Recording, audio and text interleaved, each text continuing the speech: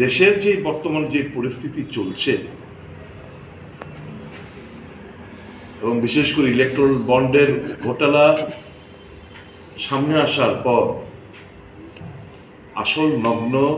কুৎসিত চেহারাটা যেরকমভাবে মানুষের সামনে প্রকাশ পেয়েছে,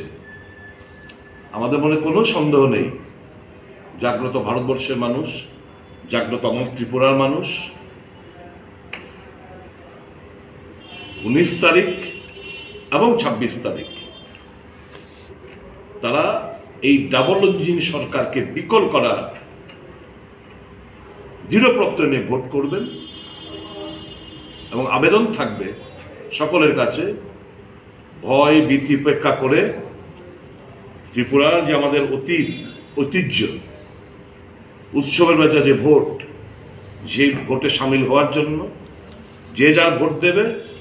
উৎসবের মেজাজে ভোট দেবে। কাজে সকাল সকাল বেরিয়ে এসে সমস্ত ভয় ভীতি প্রলোভন উপেক্ষা করে মানুষ আমাদের আশীর্বাদ করবে, সে বিশ্বাস আমাদের রয়েছে।